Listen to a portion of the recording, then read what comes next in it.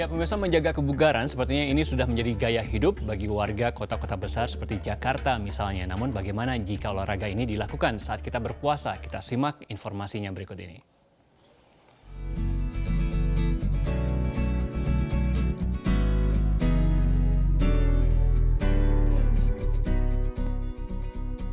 Berlatih kebugaran sepertinya sudah menjadi gaya hidup bagi warga kota besar seperti Jakarta. Saat bulan puasa, pusat-pusat kebugaran seperti fitness center tetap ramai pengunjung. Beberapa orang yang memang anggota tetap dari pusat kebugaran tak menjadikan puasa sebagai alasan untuk tidak berlatih. Banyak orang berpendapat sebaiknya saat puasa mengurangi kegiatan yang banyak menguras energi. Alasannya, karena tidak makan dan minum di siang hari saat berpuasa membuat tubuh tidak berenergi. Padahal, olahraga dan latihan kebugaran tetap dapat dilakukan untuk memperlancar peredaran darah dan metabolisme tubuh. Jenis latihan yang dilakukan perlu disesuaikan dengan kondisi tubuh. Latihan yang dianjurkan saat bulan puasa adalah jenis latihan ringan seperti kardio. Tidak perlu khawatir Anda tidak punya energi cukup saat berpuasa selama hampir 14 jam, karena tubuh tetap menyimpan cadangan energi dalam bentuk glikogen, lemak, dan protein. Jadi, tidak ada alasan untuk tidak olahraga jika Anda ingin tetap bugar selama bulan puasa. Dari Jakarta, Tim Liputan, Metro TV. Ya, nah pemirsa, amankah kita melakukan aktivitas olahraga saat menjalankan ibadah puasa? Apa saja yang perlu diperhatikan agar puasa kita tetap terjaga dan juga tubuh kita tetap bugar? Nah, bersama saya sudah ada Dr. Sindiawati Pujiadi, dokter spesialis gizi dan juga klinik yang akan berbagi informasi dan juga memberikan tips untuk kita yang ingin tetap melakukan aktivitas olahraga di bulan puasa ini. Selamat sore, Dok, apa kabar? Sore. Oke, Dok, ini kita sering mendengar istilah ataupun ungkapan yang mengatakan bulan puasa bukannya alasan untuk tidak berolahraga. Walaupun puasa tetap harus berolahraga. Nah, tapi bagaimana penjelasannya ketika kita tidak makan, minum dari subuh hingga menjelang maghrib gitu ya, tapi kita punya badan kita tetap kuat untuk berolahraga. Penjelasannya bagaimana? Jadi gini, pada waktu kita sahur, itu tentu saja ada proses-proses itu. 3-4 jam mungkin masih kuat. Nah, berlanjut berikutnya, memang simpanan-simpanan energi di dalam tubuh yang mulai dipakai.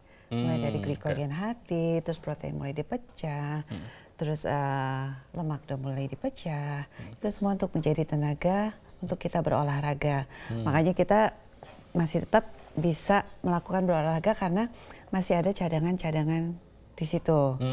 Tapi kadang-kadang ada orang yang memang takut olahraga, takut haus kan ya? Iya. Nah, kalau takut kayak gitu nggak ada salahnya untuk berolahraga pada waktu menjelang buka atau sudah buka baru berolahraga.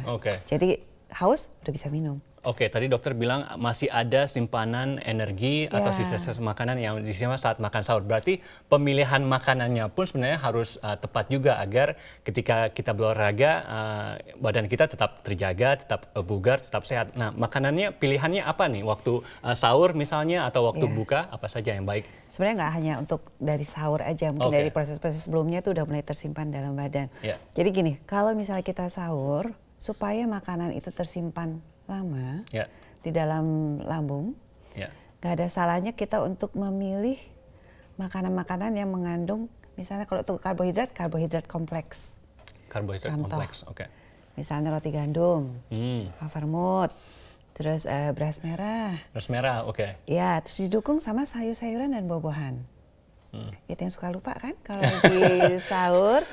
Tapi protein juga nggak boleh lupa. Ada protein dan lemak, itu membuat makanan tersebut rada lama berada di lambung. Disimpan. Oke, ini ada tips juga versi kita nih, Dok. Versi Ramadan kita, olahraga ringan, jogging, bersepeda. Tadi dilakukan di pagi hari, durasinya sekitar 30-60 menit. Cukup tidur juga setelah berolahraga.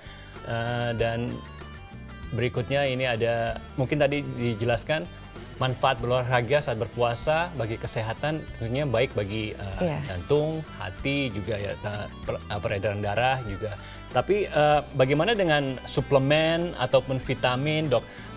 Vitamin apa yang mungkin harus ditambah di saat bulan suci Ramadan ini, di saat kita berpuasa, ataupun suplemen apa yang mungkin baik untuk kita asup?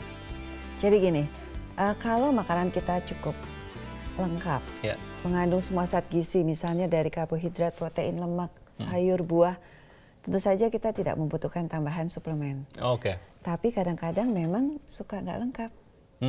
Nah, di situ mungkin kita membutuhkan adanya suplemen. Nah, tergantung daripada ketidaklengkapan itu.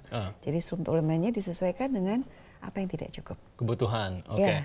Tapi kalau melihat olahraganya, Dok, olahraga apa sebenarnya yang bagus untuk dilakukan pada saat kita berpuasa misalnya? Mungkin nggak perlu sampai yang terlalu berat. Intense, kalau kita kalau kita kerjakan hanya jalan cepat, jogging atau treadmill, cross trainer yang tidak terlalu berat itu akan kuat. Oke, sebenarnya apa sih, Dok, yang terjadi pada saat kita ini berpuasa dari mulai subuh sampai menjelang maghrib? Apa yang terjadi dalam metabolisme tubuh kita? Iya, badan akan membakar satu persatu cadangan tubuh kita supaya kita tetap kuat. Tapi jangan lupa, yang suka dilupakan adalah mungkin cairan ya. Cairan. Ya, orang penting juga ya. Kebutuhan kita akan cairan sekitar 8 gelas per hari. Nah, itu mesti dibagi pada waktu dari buka sampai ke sahur.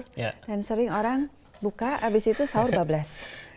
Jadi kebutuhan cairan juga mungkin tidak bisa terpenuhi. Oke. Cairan ini yang mana nih, Dok? Sering kita berbuka puasa dengan teh manis, ada juga yang kopi, ada juga yang sirup, air kelapa muda. Nah, yang bagus nih yang mana nih, Dok? Pada waktu berbuka, tubuh kita membutuhkan energi yang cepat. Jadi nggak ada salahnya kita untuk memilih minuman yang memang mengandung gula. Jadi cepat mengembalikan tenaga kita. Tapi bukan berarti kita membutuhkan gula terus mengkonsumsi gula berlebihan. Nah, kalau gula berlebihan tentu saja akan membuat total asupan kita jadi berlebihan. Orang sering berpuasa pikir bisa kurus, tapi ternyata karena kolaknya ada, minumnya manis, makanannya juga saking takutnya jadi bertubi-tubi. Nah, itu mungkin membuat kita mengkonsumsi makanan berlebihan. Nah, itu yang nggak oke. Jadi pembagiannya bagaimana, Dok?